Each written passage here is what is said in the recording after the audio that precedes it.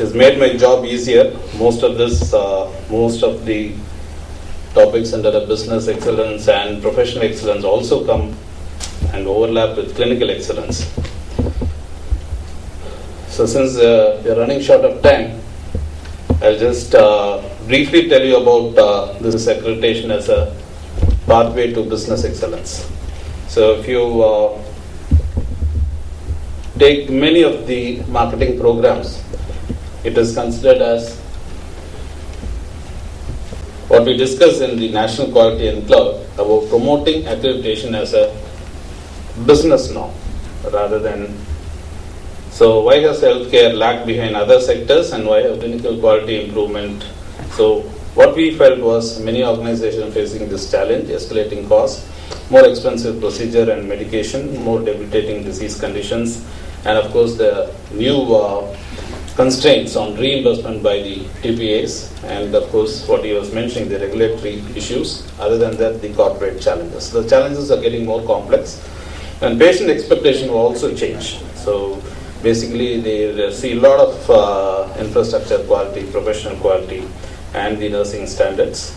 And so many of the HOs we assessed found that quality reporting was inadequate and inconsistent.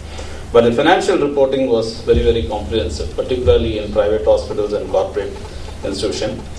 But there's lack of knowledge on the business processes and absence of business metrics, or what we call as gut feel numbers. So there is no basis of quality or good management even on this business metrics. So that was the issue here. And many of the management things were done as a troubleshooting measure.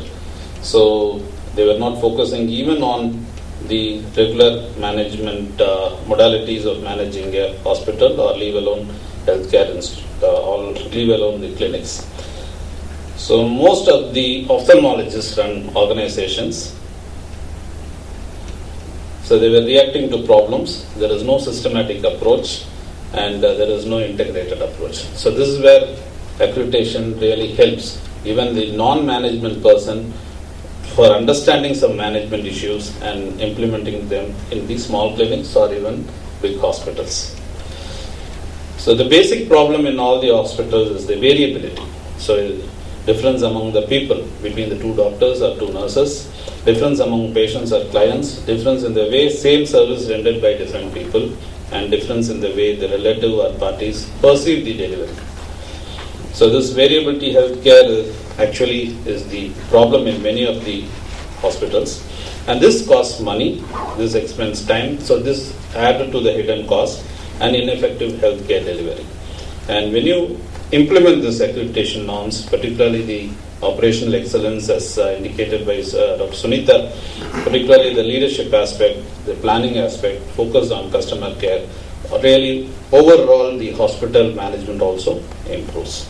So I'm not going to the details of this. So basically you need to concentrate on the value producers, particularly doctors and nurses, and they are the frontline people in any hospitals. So you need to communicate them properly, and this is what lacking in many of this organizations. This communication was missing, and that was the root cause analysis. So basically we need to find out what customer wants and give more of it.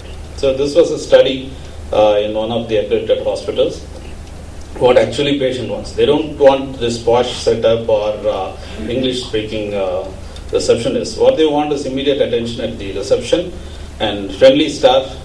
And if you see, the last on their demand is the state-of-the-art equipment. So most of us keep on focusing on this, buying the recent equipment, but what patient wants is different.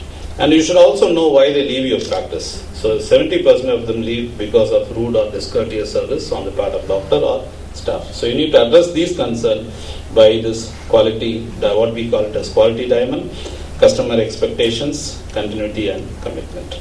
So you have to step into the patient's shoes and be ready to listen to them and do the right thing and do it right. So with this I will stop and ask Dr. Chandrasekhar, because this implementing OT norms will be really important for hospital who apply for accreditation, as well as even for non-accredited hospitals.